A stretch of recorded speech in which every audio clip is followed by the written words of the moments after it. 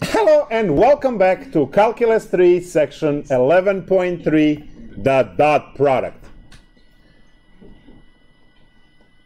We've seen before in those properties that we can add and subtract vectors, and we can also multiply with the scalar to scale them, make them longer or shorter. Now we want to learn a different type of the product, and this one is called the dot product. It is the way to multiply vectors and get scalar out of them. Now you already know the one-dimensional dot product. One-dimensional dot product is just a standard. 3 times 6 is 18. Good. So you already know one-dimensional dot product. Now we are going... Did you miss? What?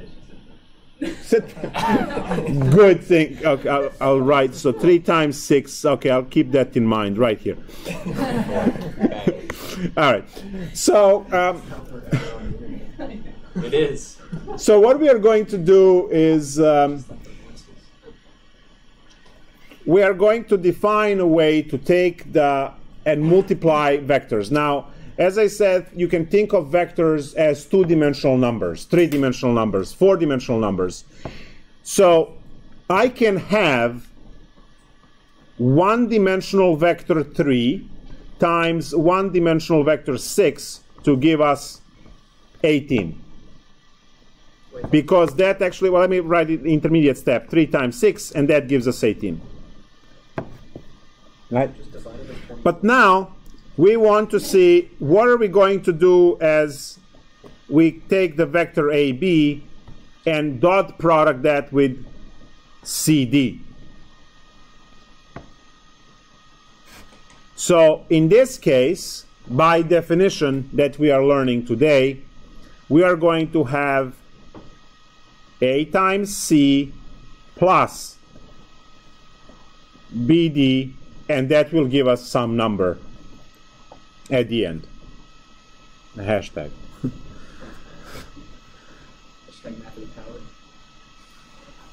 We should start that. So, well, I'll erase that, and I'm just going to box this as a dot product in 2D.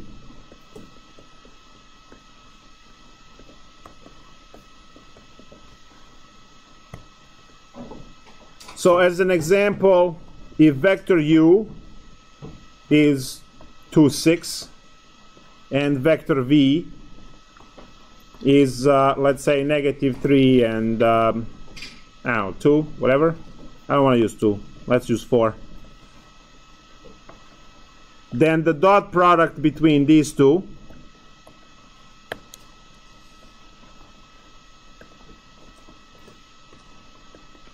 is going to be 2 times negative 3 plus 6 times 4, which is negative 6 plus 24, and that gives us 18. Oh, by the way, the answer is not always 18. Because we have 2 examples so far.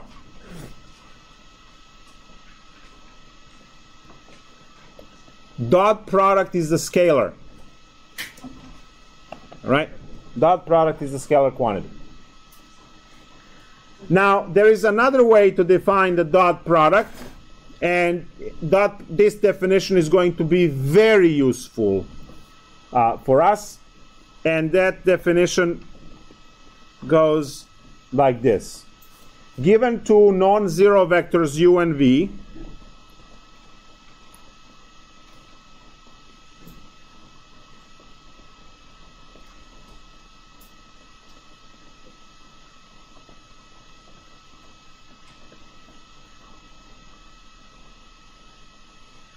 in any dimension,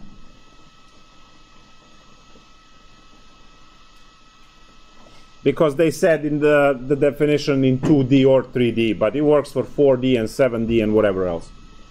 How many Ds are there?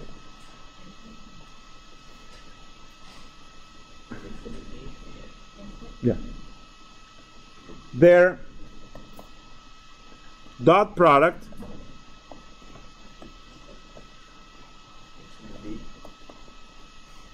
is u dot v is equal to the magnitude of u times the magnitude of v times the cosine of the angle in between them.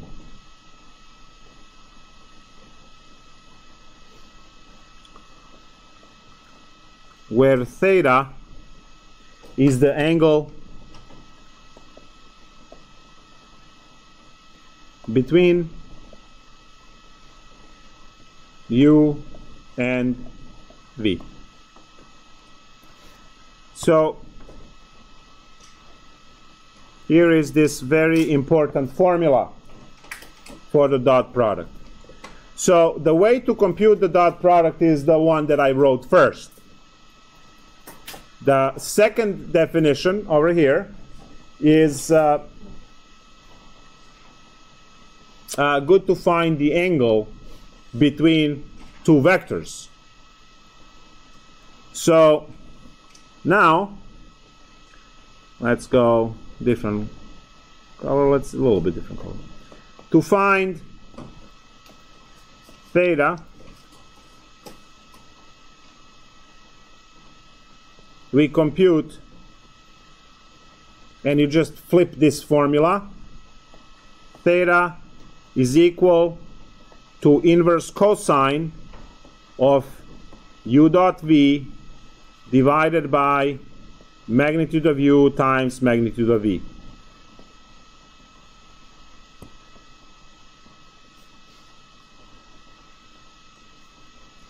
Now this is a very important calculation, guys. You have forces that are represented by vectors, and you want to find at which angle these forces are acting on the object. Well, there you go. That's the way to find the angle between them. The next theorem says that if the dot product is 0, vectors are perpendicular.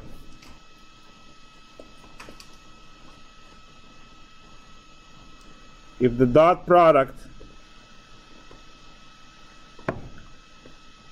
u dot v is equal to 0, then u, vector u, is perpendicular to vector v. That is also a very important statement, because we are going to use this theorem often.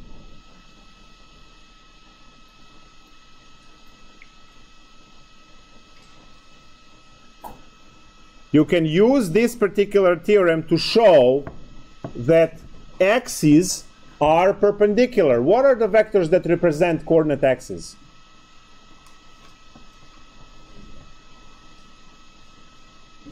We mentioned them. You should know them. What vectors represent coordinate axes? X, Y, Z. I, J, K. So, I hat dot with J hat better give us 0. Well, I is 1, 0 in 2D, dotted with 0, 1. In 2D, you get 1 times 0 plus 0 times 1, which is 1 big fat 0. Proving that, because of the theorem up there, proving that those axes, axis X axis and the Y axis are perpendicular to each other. And then you can also do that in 3D. Let's say I dot K. Well, unit vector I is 1, 0, 0, dotted with K is 0, 0, 1. And now you do the dot product. That's 1 times 0 plus 0 times 0 plus 0 times 1. Again, 0.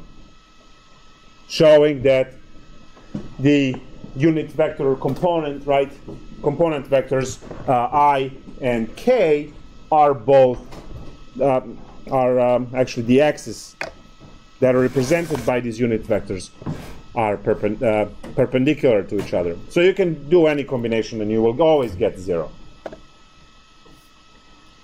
So now for us, let's find, so next example, find theta between, and now we're going to have vector u given as 3, negative 6, and vector v given as 1, 2. You have the formula for theta.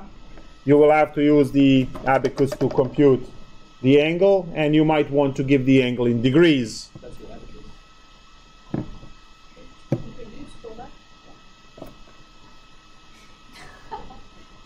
You walk.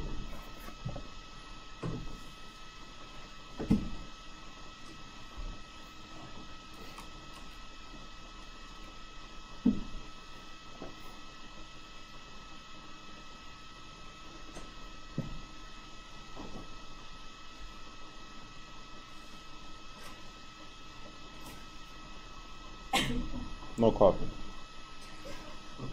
Let's read for that.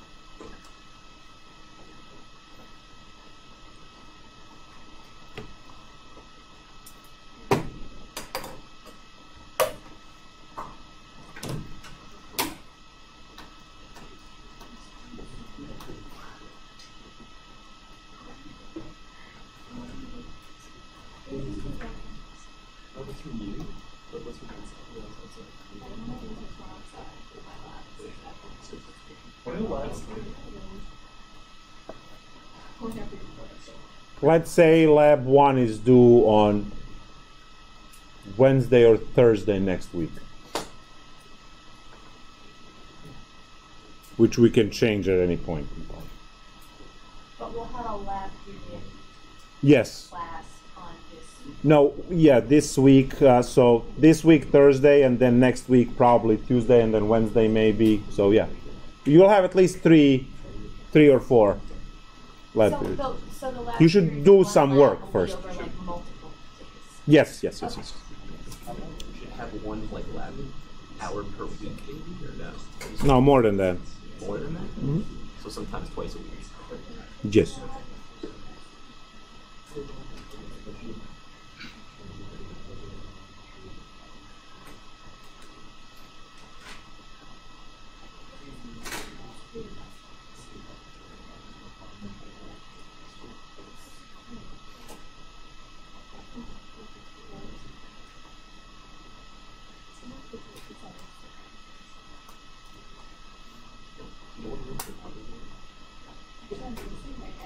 Text him. Wait, what? Because we were talking. He's like, I'm not. I was like, what room are you in? He's like, not the room you're in. No, the group chat they have. You probably in the same church that you can tell. All right, so let's find the angle. So you guys already started partying. So switch the calculator to degrees first. What do we have?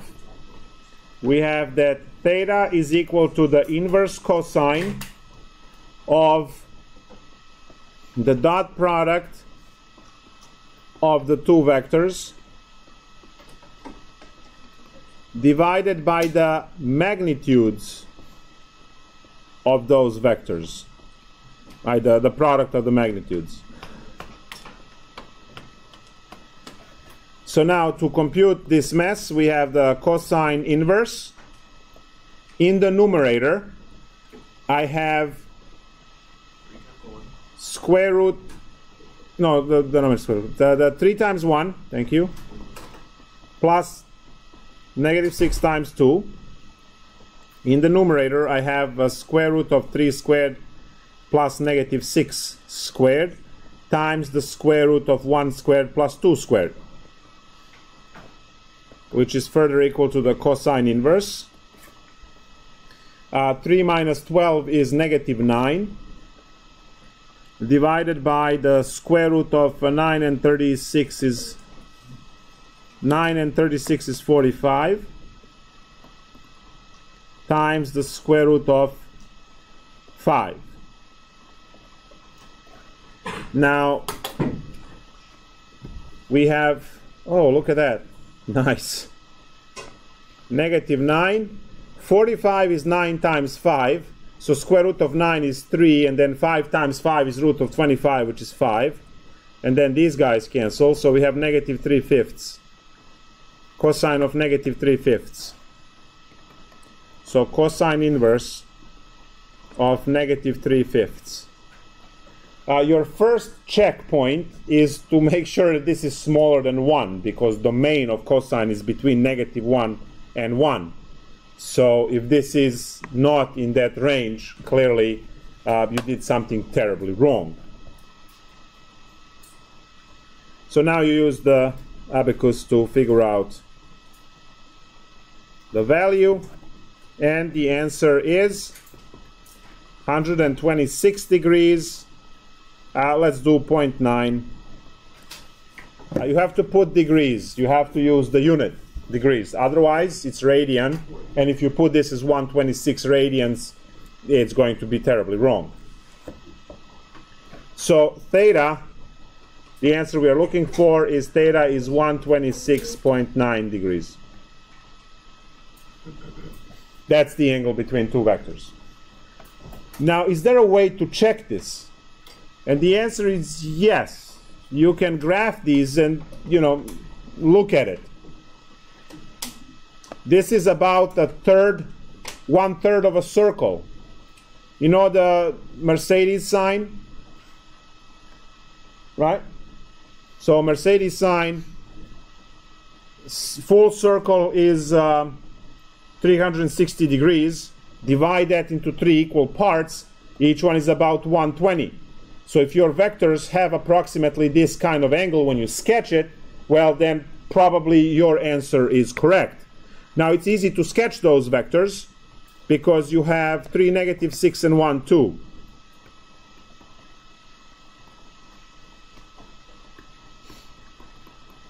So to check,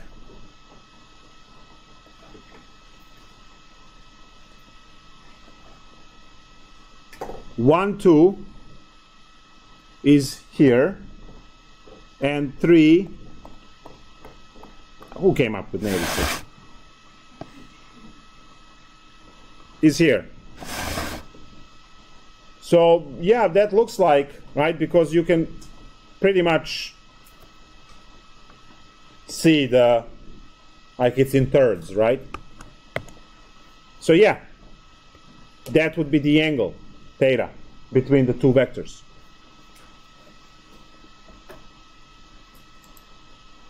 So you think a little bit about these things, it will make sense.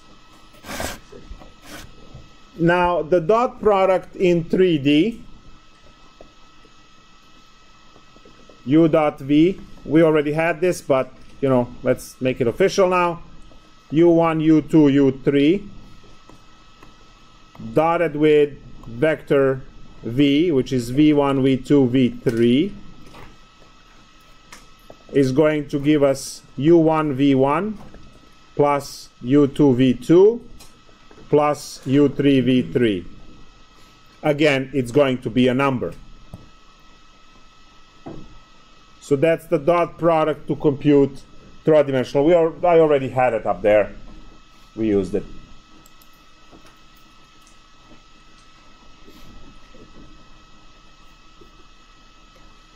Right, now we go with the properties. Again, dot product works in any dimension. So yes, I explicitly wrote formulas for dot product of 2D and 3D, but you can easily write, you know, 7-dimensional one if you want. You just go u1 through u7 and v1 through v7, and then this over here is much longer, right? But you have the idea of how to do it. Properties of the dot product.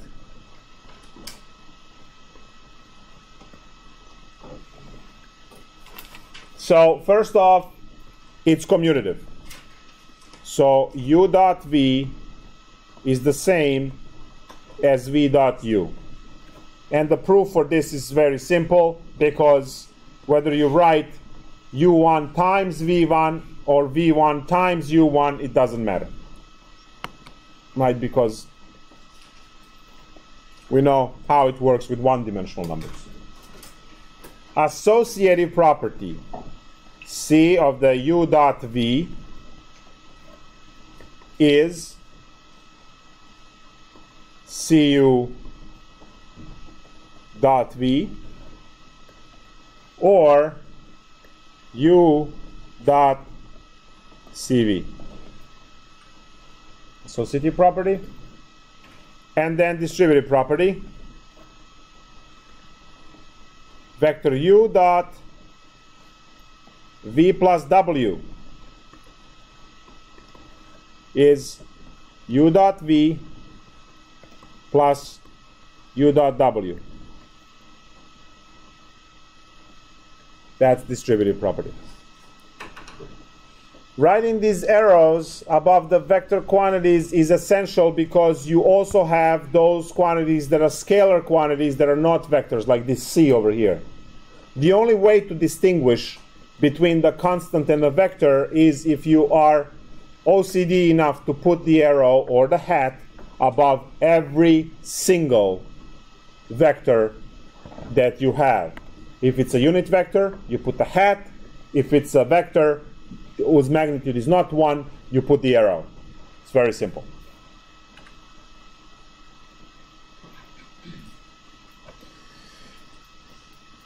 So that's the 3D. And now let's talk about projections.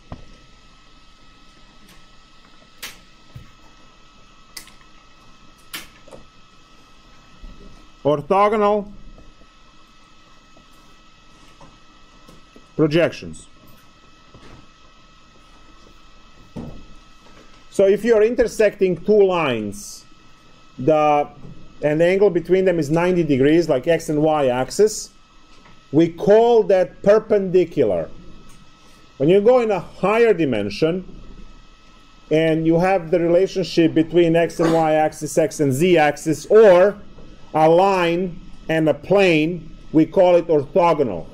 So for higher dimensions, orthogonal means there is a 90 degrees between the two things that you are observing.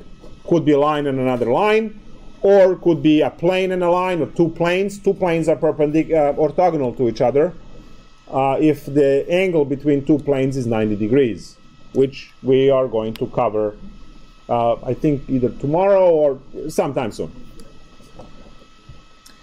So what is the orthogonal projection? Well, we had the example yesterday at the end of the class about pushing this desk. And we talked about an angled approach. If you push this way, you are making it harder, because this force vector F has two components to it.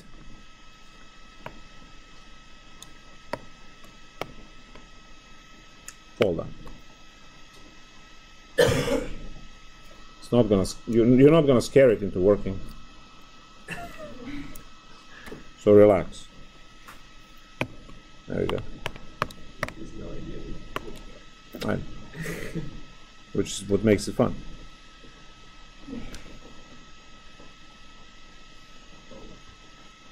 Yeah, do that in your notebook. So this will have two components. You will have the component that actually does the work, because force times the distance is work. And there will be a component that is trying to bury this into the ground, which actually just adds to the normal force, adds to the friction, and makes everything harder. Because clearly you're leaning on the thing, so you're creating more friction. So now, projection. This vector here is the projection. If you shine the light from above,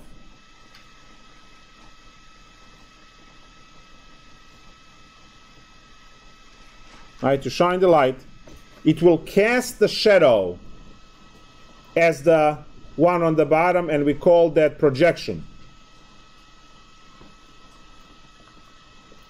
Now, the way we actually, so that was, me trying to relate that to the situation that you're familiar with, like pushing a chair, pushing a whatever. Now, if you have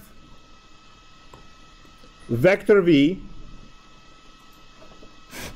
and you have some kind of vector U, you have two vectors. If you draw the perpendicular line so that this is 90 degrees,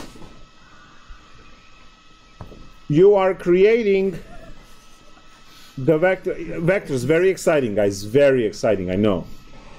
And they recognize it too. Yeah. They're watching the live stream down there. So this vector, thank you. Their phones.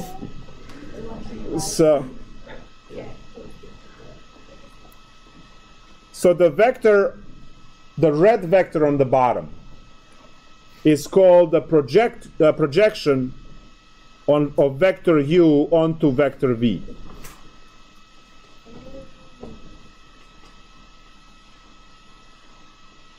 And there is a formula which you have to memorize to compute this.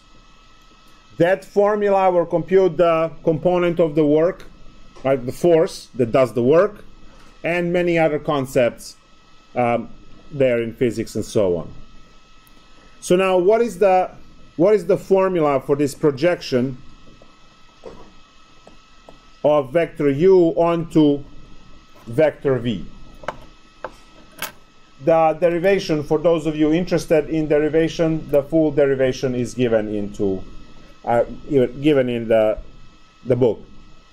So it's going to be U dot V divided by V dot V, everything dotted with, well, multiplied with vector V.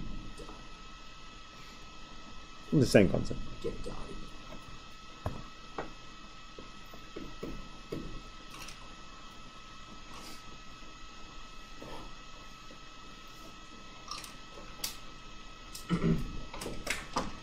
Now, yes.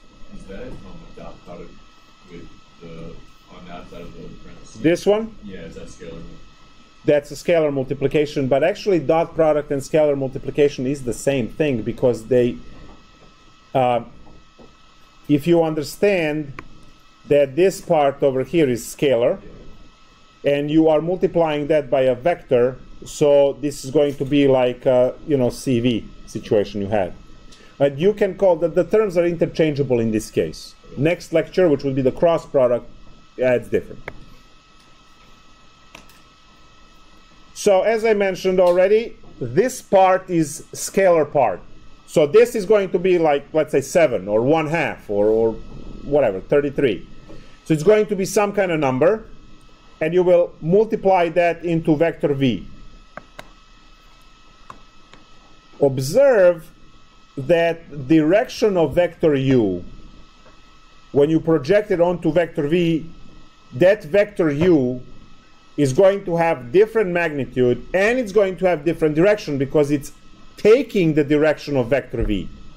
So multiplying it by vector v makes sense because vector v has the direction of vector v on which the projection is. So that makes sense. And this is a scaling factor because vector u and its projection are not the same length, right? This the vector u is actually longer than the red vector, which is a projection vector. Once you know the formula, everything is just, plug and pray. Not heard that phrase before. Yeah, because there's so many opportunities to make a mistake. You have all of these dot products to do, right? Like 3 times 6, stuff like that pops up. Not trivial. Isn't it plug and chug?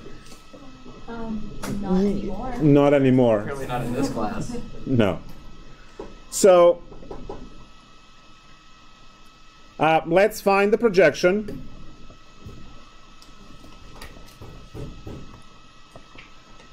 If vector u is 3 and -4, and vector v is 1 and I can't think of a number. 1 and 7. Thank you.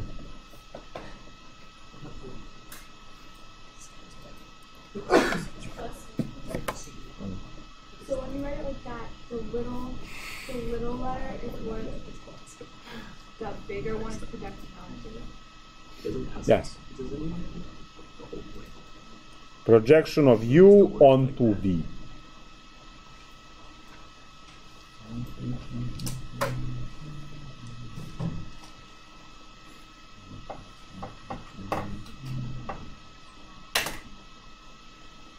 So if people are ninjas,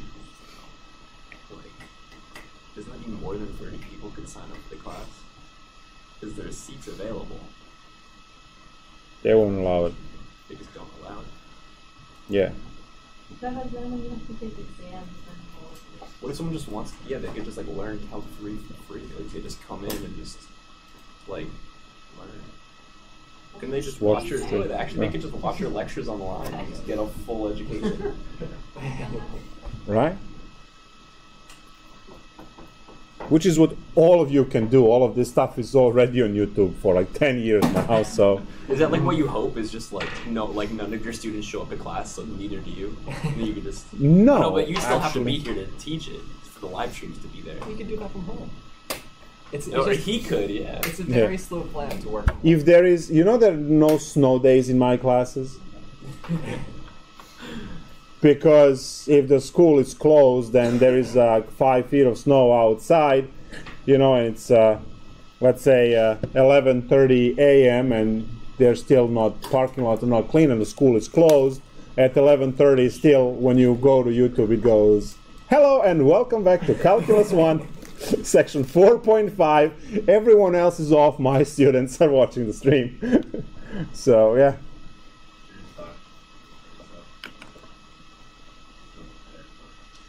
I put stuffed animals in the corner.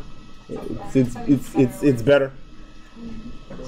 No, it feels the same. Sometimes I ask a question and it just crickets on the other side. So whether it's you or stuffed animals, no difference, right? Because you'll see. I'll point out those situations as we go through the class, right? When I say which concept do we use to do blah blah blah, and it's just it's coming up.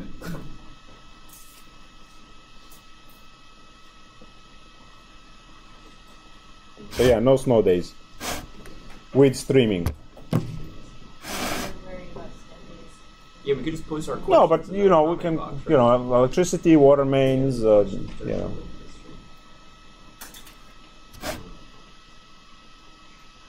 What happened?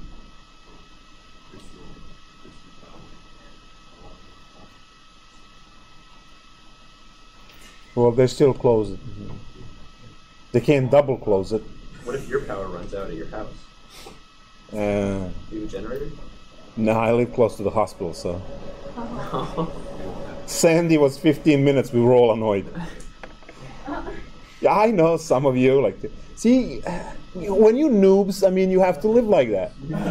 Where are the locations to buy the house? Next to the hospital or next to the prison? That's it. Those are the two locations. First to get the electricity back, right? Because pretty much everything in prison is electromagnetic, right? So they're not going to have that one without the power for any prolonged time. And then the hospital is, you know, right there. So if you are like 2 houses away, Sandy is 15 minutes for you. I know. I just slept through it. It tore up part of my house and I slept through it. Nice. I mean, not nice, but yeah. GG.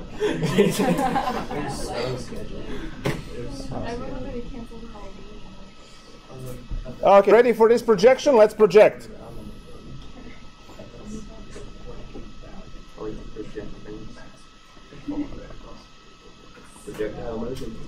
So what do we have?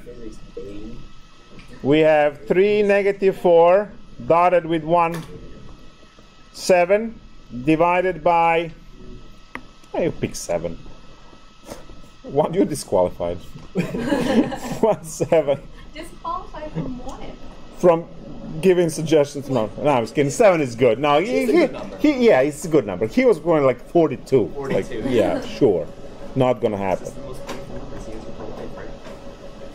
So, 3 times 1 plus -28 divided by 1 plus 49 times 1, 7. The top is -25 over 50. Oh no, this is all planned, obviously. I put a lot of thought into this. I'm very good on that 7, by the way. So we have a -1/2, so projection is -1/2 and -7/2. So that's the projection vector. Yeah. No, he's not disqualified. No. It's not a terrible projection. That was pretty Just in good. fractions. Do you not like fractions? Most projections do have fractions. Maybe it's a good suggestion. How about some physics? Ooh. I love it. I know. We know. Yes. Is it possible for the projection to be larger than the one being projected onto? Because it's a perpendicular light, right? You can't shine it at the angle. You have to shine perpendicular, so it's always going to be shorter. Work. So in physics, work is defined as force times the distance. And we observe that as you take the crate and you push the crate from position A to position B, that's a D, B, there we go, this way, and welcome. So this distance over here is the distance d, and there is the force F. Now, this is on the flat plane. We can introduce the vectors to go on the incline, or can go into 3D if we want to, with the definition of this one using the vectors. So we are going to define the work now as force times the distance. And I'm going to keep the distance as a vector as well to allow for 2D or 3D motion. And we are going to see some of the 3D paths eventually that could be taken. Now we can also use the other definition, right, with the sine and cosine. So magnitude of the force times the length times the cosine of the angle at which you are pushing.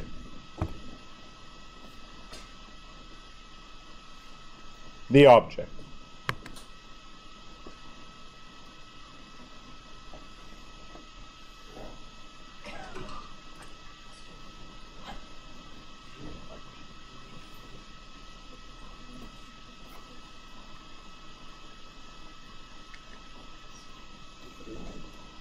So let's take a look at one of these application problems, and that will be it.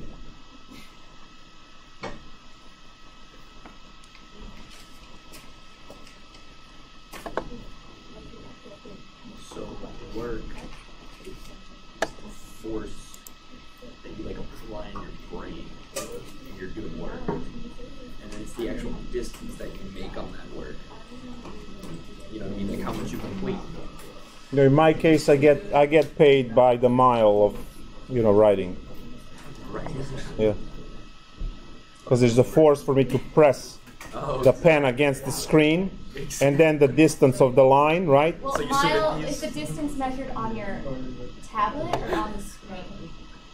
Oh, very true. But that's just, projected up. Does the school define what scale it has to be at? Yeah, right. And then they you send them all of these, and then they just add it all up, and then that's how much money they give you.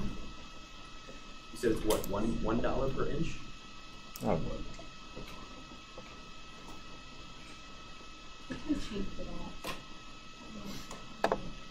Trying to find some interesting problems that we can work on. I don't see. What are the work problems here? There's nothing. Just fill the whole paper. Imagine getting paid just to fill the whole paper out. That would be like a terrible job. Sometimes I'm trying to look if literally just folding boxes.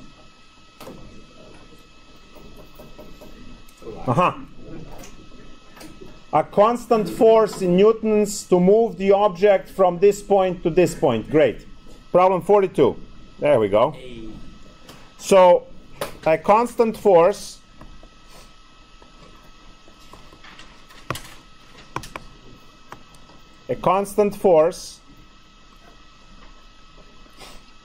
F, which is 241 in newtons, moves an object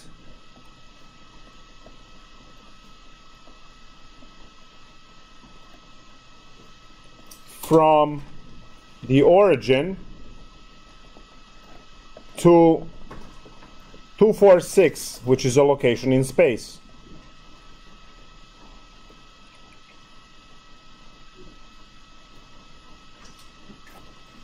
Find the work done.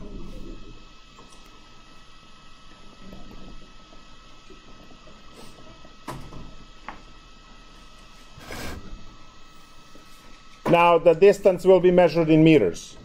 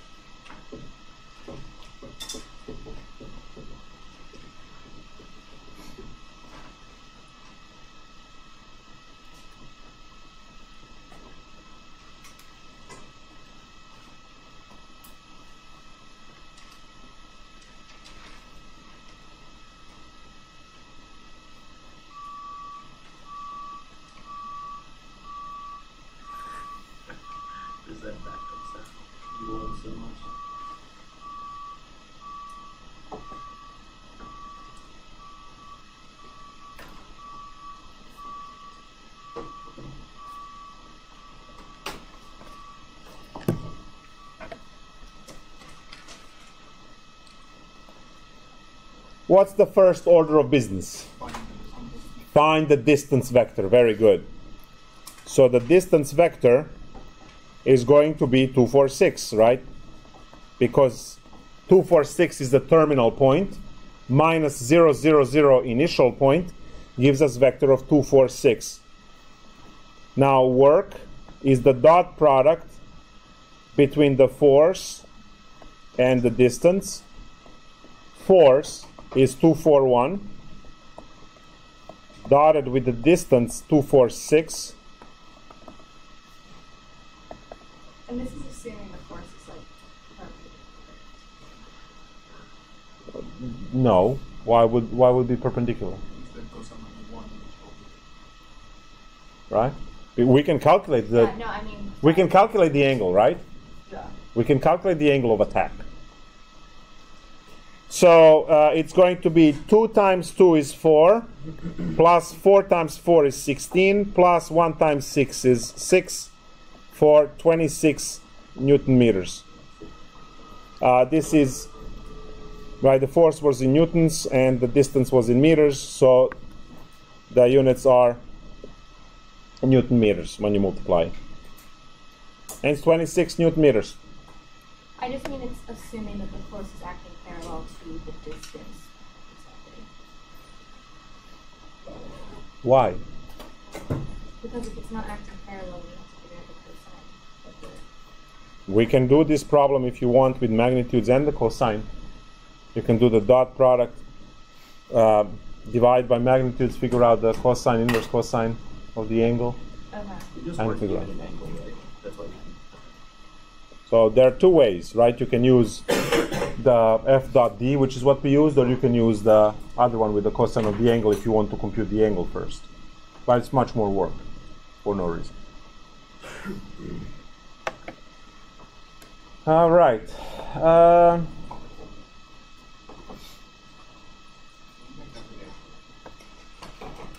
What happened? Go back down to the answer. Real quick, you said? We missed it. 26, yes.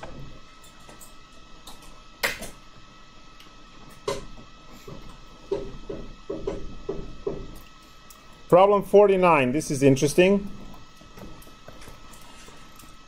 Find all vectors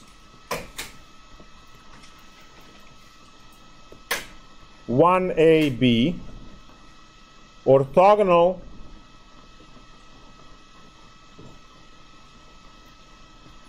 to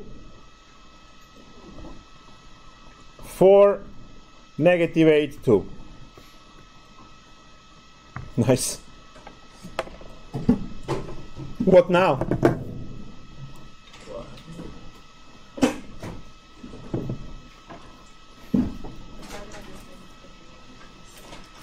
Orthogonal means perpendicular, sure, 90 degrees. So what? And we have the one vector, so we just need to find out like how to get that one equal to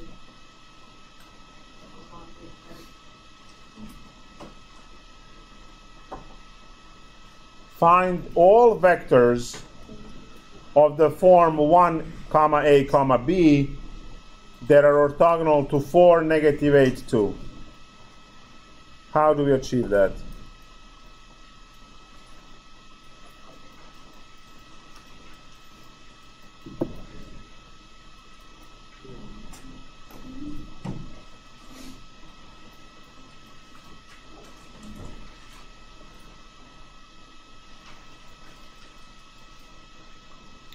Of course you don't know it because you haven't studied yet. Now if you don't study, you will not know it later either. See, you have to learn the theorem. If you don't learn the theorem, you are doomed. What's the theorem? Right there. The dot product of 2 orthogonal vectors is 0. So that theorem solves this question. You have to dot these 2 into a 0. 1ab dotted with 4, negative 8, 2 is equal to 0. So this means that 1 times 4 is 4 minus 8a plus 2b is equal to 0. So from here, negative 8a plus 2b is equal to negative 4. Divide everywhere by negative 2. 4a minus b, no coughing, is equal to positive 2.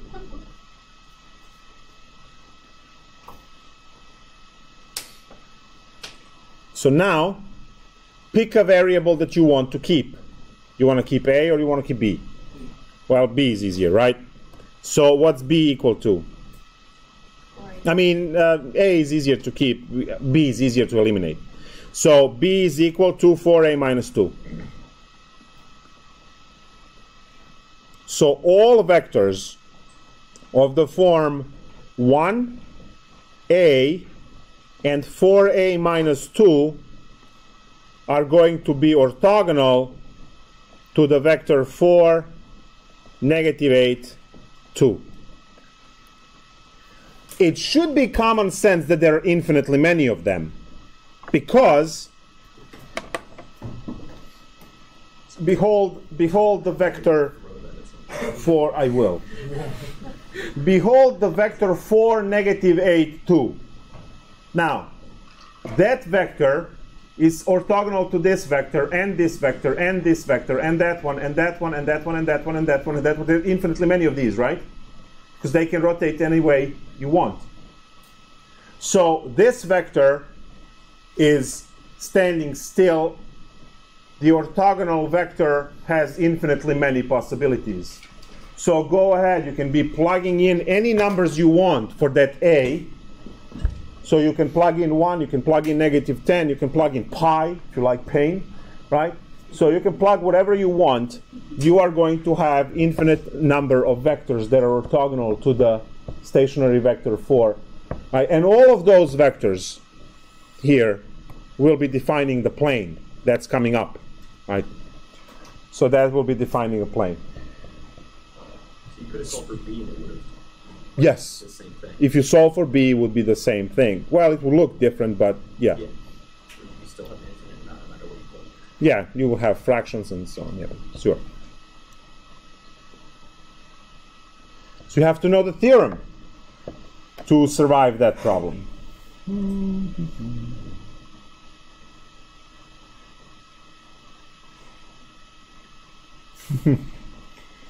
All right. No. Yes. Yes. 52. Find two vectors. Well, this is stuff that makes me happy.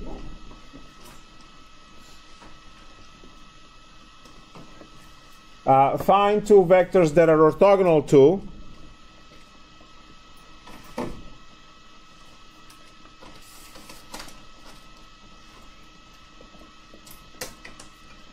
vector 0, 1, 1 and to each other.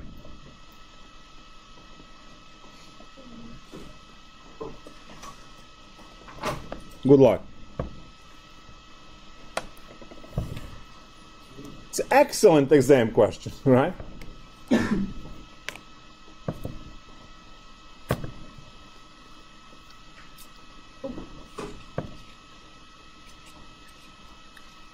Got it?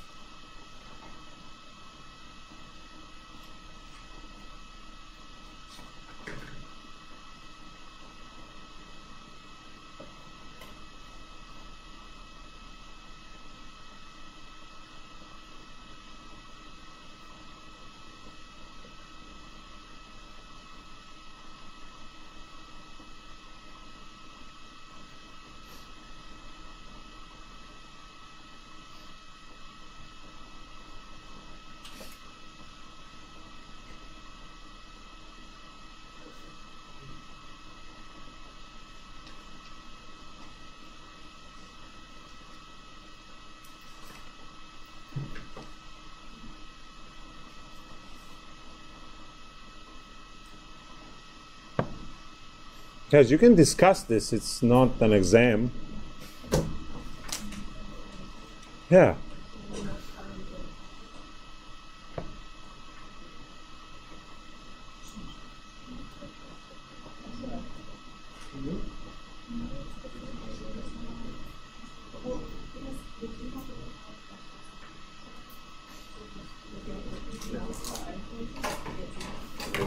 I mean, I also 3 criteria that we have to get. Well, we're getting 3 total 3 vectors. Yeah, and one of them's given to us. Yeah. So we have 3 vectors, and all of them, if we dot products them together, it's equals 0, I right? got it, but I'm not So we entirely can sure make how I 3 got different it. things. Right? So like this Would you dot, like to that explain dot, it in like this is vector, front of everyone? Vector 1, vector 2, vector 3. And then so 1 dot 2, 1 dot 3. What happened? 2 dot 3. I just knew it had to be like one would have to be positive. I still can't hear you. And we're gonna They're talking over here. end up with We got it. You got it. All right. See? Maybe. Yeah, I hope, guys, you will collaborate a lot. That's the idea. You know, the teamwork.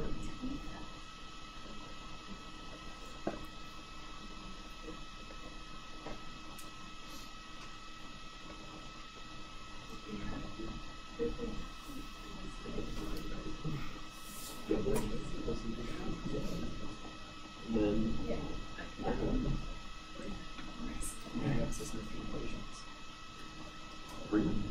So what's your answer, guys? What do you have? It's cross this, right? It's that, it's cross this. 1, 0, 0,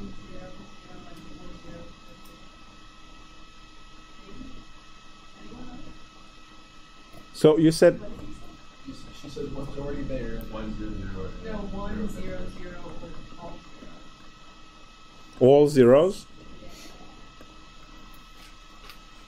That's cheating right there. Zero vectors are orthogonal to everything. Zero vector is the vector that has no magnitude. It's a dot in the origin. I mean, do you want one that's... It's called a trivial solution. Oh, okay. Are they... Zero, negative 1. 0, 1, I'm sorry? 1, Zero, negative 1. yeah. And then 0, 1, negative 1. 0, negative 1, 1? Yeah, and then you could also do 1, 2, 3, the other one, or what she said. 1, 0, 0? Or 0, 1, negative 1. Or 0, 1, negative 1? Wow. All right. How do you get these? Like, what do you do? B and C have to be layers. Wait, which ones are you multiplying? Like, Well, you have to these multiply all two of them. or these two, right? They're combinations. But if you multiply first and last, you will get -2. Not 0. -1 times 1 plus... No, oh yeah, these two or these two, I think. Whatever the combinations are with this one. But let's let's figure out how do we get these. So what should I do first?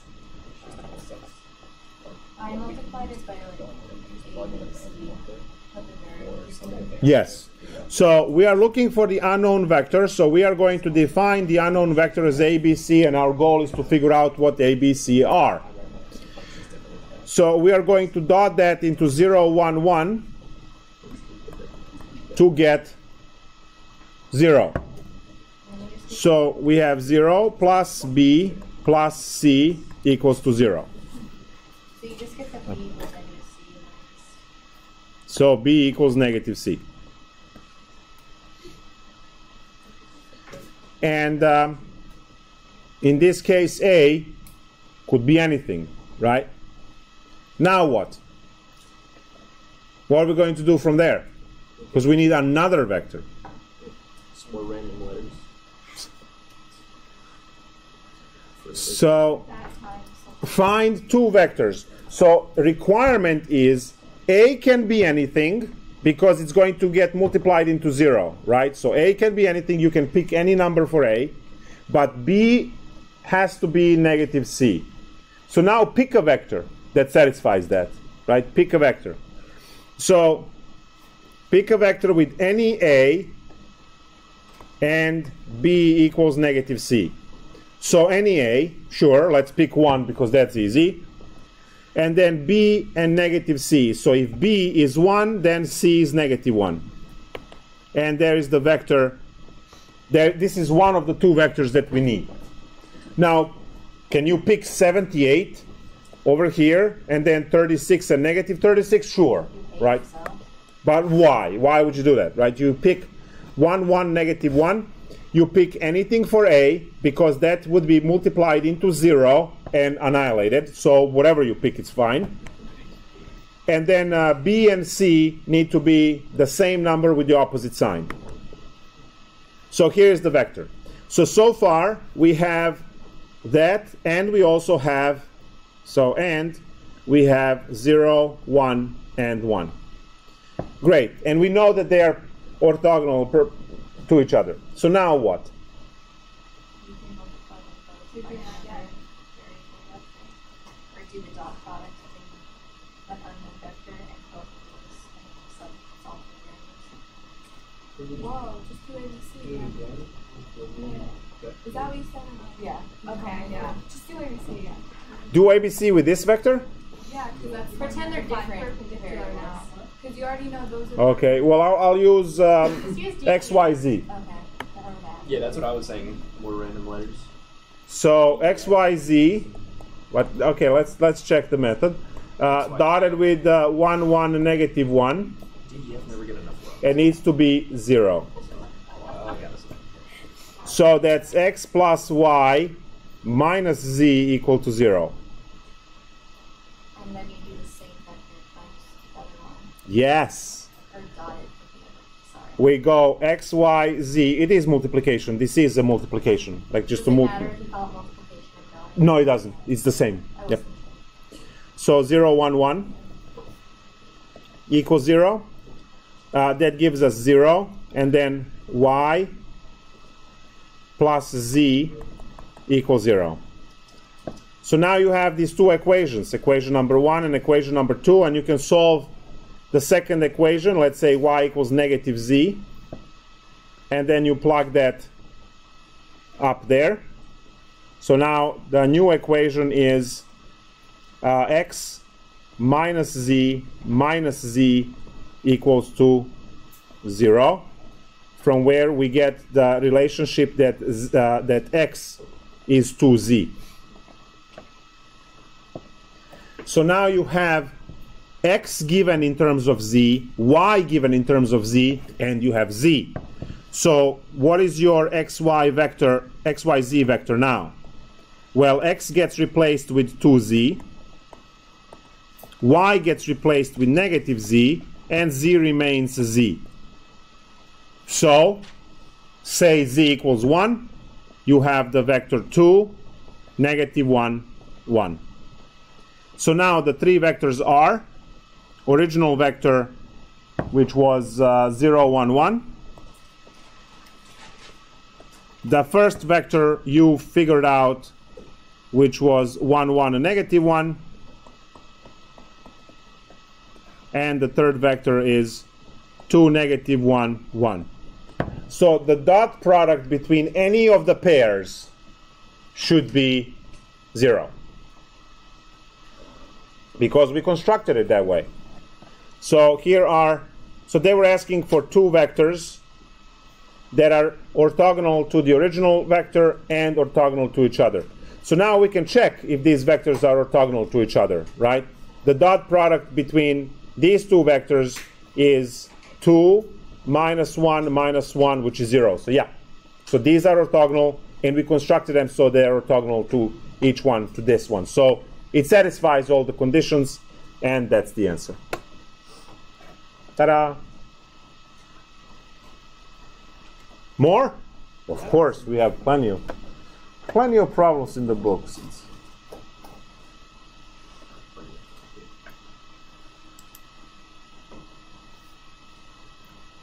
Then what else do you do? Go home and waste time.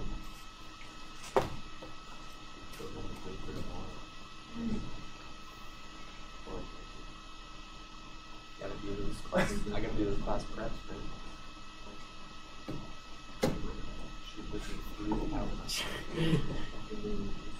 takes you longer than the class.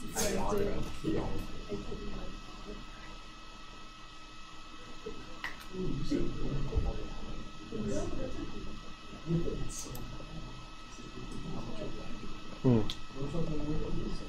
What else could we have?